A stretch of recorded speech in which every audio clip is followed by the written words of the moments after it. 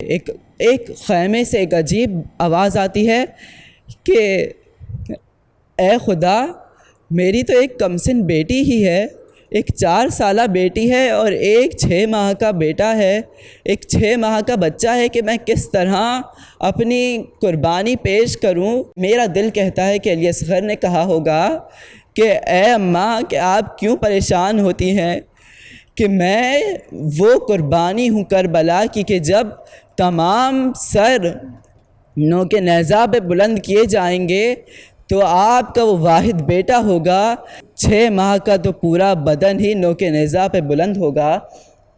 عزیزان گرامی، اور ایک خیمے سے آواز آتی ہے، اے خدا، میرا تو کوئی بیٹا ہی نہیں، میں اپنی کیا قربانی پیش کروں؟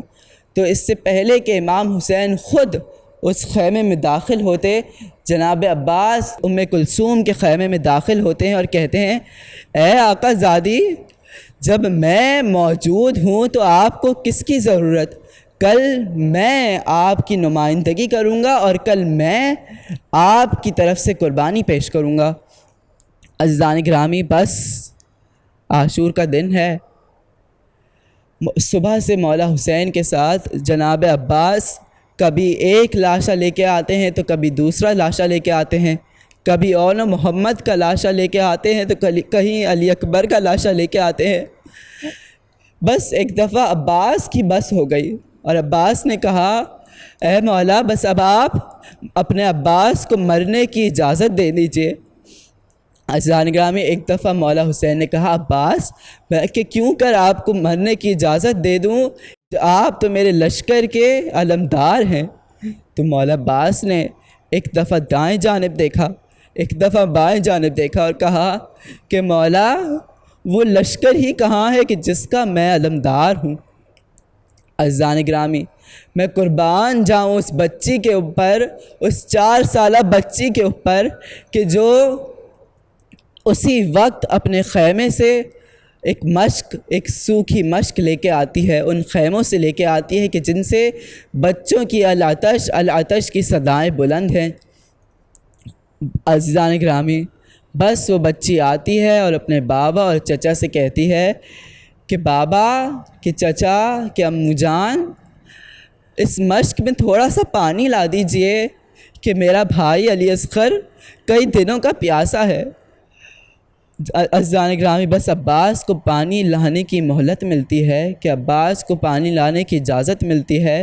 عباس حیدر کرار کے بیٹے ہیں نا، ایسے نہر علقمہ پر پہنچتے ہیں کہ جس طرف وہ قدم بڑھائیں تو ادیان وہاں سے چھٹ جائیں۔ ایک مرتبہ جا کے اپنا علم نہر علقمہ پہ گاڑتے ہیں کہ جیسے ظاہر کرتے ہوں کہ اے علقمہ،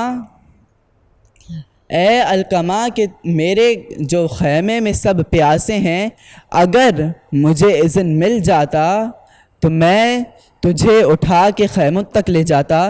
عزیزان گرامی، بس عباس مشکیزہ بھرتے ہیں، ایک مرتبہ چلو بھر پانی اٹھاتے ہیں، اس کو دیکھتے ہیں اور واپس پانی کو پانی پہ مار دیتے ہیں کہ جیسے گویا عباس یہ کہہ رہے ہوں کہ اگر میں چاہتا تو یہاں پہ میں پانی پی لیتا، لیکن میں وہ وفا کا پیکر ہوں کہ جب تک میرا مولا پیاسا ہے، کہ جب تک میری آقا زادی پیاسی ہے، میں پانی کا ایک گھونٹ تک نہیں لوں گا۔ عباس مشکیزہ لیے ایک مرتبہ خیموں کی طرف روانہ ہوتے ہیں تو دور سے جب بچے علم آتا دیکھتے ہیں نا تو بہت خوش ہو جاتے ہیں۔ عباس جب خیموں کی طرف بڑھتے ہیں تو کوئی ظالم، کوئی لعین درخت کے پیچھے سے چھپ کے ایسا وار کرتا ہے کہ عباس کا بازو قلم ہو جاتا ہے۔ جو ہی عباس کا بازو قلم ہوتا ہے نا تو عباس اپنا جو علم تھا وہ دوسرے ہاتھ میں لے لیتے ہیں اور مشکیزہ منہ میں دبوچ لیتے ہیں۔ جب عباس کا دوسرا ہاتھ بھی قلم ہو جاتا ہے نا تو عباس اپنا مشکیزہ منہ میں لے لیتے ہیں اور علم کو بھی منہ سے پکڑ لیتے ہیں۔ لیکن ایک عجیب ماجرا ہے کہ یہ کیسا گھڑ سوار ہے کہ جس کے دونوں ہاتھ قلم ہیں لیکن وہ پھر بھی اپنے خیموں تک پہنچنا چاہتا ہے۔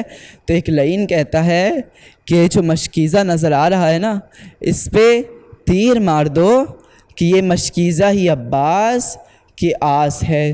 عزیزان گرامی، عباس کو باب الحوائج کیوں کہا جاتا ہے؟ کہ شاید عباس کو باب الحوائج اس وجہ سے کہا جاتا ہو کہ جب اس لعین کا تیر آ کے مشکیزے پہ لگا تو صرف مشکیزے سے پانی رواں نہیں تھا، مشکیزے سے عباس کی وہ آس بھی رواں تھی کہ جس کے بہنے کے بعد عباس نے اپنا رخ موڑ لیا اور عباس خیموں کی طرف جانے سے مڑ گئے۔ عزیزان گرامی، اسی دوران ایک ملعون کا تیر آ کے آنکھوں پہ لگا، عباس کی آنکھ پہ لگا کہ جس کے بعد عباس نے چاہا کہ وہ جھک کے اپنی آنکھ سے تیر نکال لیں، تو جیسے ہی جھکے تو ایک ظالم نے پشت پہ آ کے ایک ایسا گرز مارا کہ جس سے عباس زین سے زمین پہ آ گئے۔ عباس نے مولا کو آخری سلام بھیجا کہ جس کے بعد مولا ذوالجناح پہ سوار ہوئے۔ اب مولا جب آتے ہیں نا عباس کی طرف تو وہ ذوالجناح 2 مقامات پہ آ کے رک جاتا ہے اور مولا حسین کو اشارہ کرتا ہے کہ جیسے چاہتا ہو کہ مولا حسین عباس کے بازوں کو اٹھائیں کہ جو قلم ہو گئے ہیں۔ مولا عباس کے بازوں کو مولا حسین چومتے ہیں اور اٹھاتے ہیں۔ ایک مرتبہ مولا عباس کے پاس پہنچتے ہیں اور مولا عباس کا سر اپنے زانوں پہ رکھ دیتے ہیں اور مولا عباس اپنا سر زانوں سے ہٹا دیتے ہیں۔ تو مولا حسین پھر زانوں پہ رکھتے ہیں اور کہتے ہیں کہ عباس آپ میرے زانوں سے اپنا سر کیوں ہٹاتے ہیں؟ تو عباس کہتے ہیں کہ مولا یہ شہزادوں کی جگہ ہے۔ شاید عباس کے ذہن میں یہ بات بھی ہو کہ مولا ابھی تو میرا سر آپ نے اپنے زانوں پہ رکھ لیا، لیکن جب سر فاطمہ ہزاروں لعینوں میں گھرا ہوگا کہ نہ زمین پہ ہوگا کہ اور نہ ہوا میں ہوگا، کہ اتنے تیر پیوست ہوں گے کہ زمین پہ بھی نہ آ سکے گا، اس وقت آپ کے سر کو اپنے زانوں پہ کون رکھے گا؟ تو عزیزان گرامی، ایک مرتبہ امام حسین مولا عباس سے کہتے ہیں کہ عباس اگر کوئی آپ کی وصیت ہے تو مجھے بتائیں۔ تو مولا عباس کہتے ہیں کہ مولا میں چاہتا ہوں کہ ایک مرتبہ آپ کا دیدار کر لوں، ایک آنکھ میں تیر لگا ہے اور دوسرے آنکھ میں خون ہے، اگر میرے ہاتھ سلامت ہوتے تو کبھی آپ کو یہ اذیت نہ دیتا۔ مولا ایک مرتبہ مولا عباس کے آنکھوں سے خون صاف کرتے ہیں اور فرماتے ہیں کہ عباس کیا آپ کی کوئی اور بھی وصیت ہے؟ تو مولا عباس فرماتے ہیں مولا ایک آخری عرض ہے عابد کو سنانا، جب گور ایک غریباں میں سکینہ کا ہو آنا، چوگرد سکینہ میرے لاشے کو پھرانا، مولا ایک آخری عرض ہے نبھانا کہ میرے لاشے کو کبھی خیمے میں واپس نہ لے جانا۔ عزیزان گرامی، ایک مرتبہ ایک بہت بڑے آیت اللہ جب مولا عباس کی قبر دوبارہ تعمیر ہو رہی ہوتی ہے نا، تو ایک مرتبہ مولا عباس کی قبر پہ آتے ہیں تو کیا دیکھتے ہیں کہ بہت چھوٹی سی قبر ہے۔ تو جو قبر بنانے والا ہوتا ہے نا وہ غور کرتا ہے کچھ دیر اور کہتا ہے کہ علامہ یہ کیا ماجرا ہے کہ ہم نے تو سنا تھا کہ عباس جو قداور ہیں کہ جب وہ گھوڑے پہ بیٹھتے تھے تو ان کے پاؤں گھوڑے کے کانوں سے ٹکراتے تھے، تو علامہ یہ کیا ماجرا ہے کہ اتنی چھوٹی سی قبر؟ تو وہ فرماتے ہیں کہ یہ وہ عباس ہے کہ جس کے لاشے کو بعد شہادت ٹکڑے ٹکڑے کر دیا ہو۔ الا لعنت اللہ علی القوم الکاذبین، انا للہ و انا الیہ راجعون۔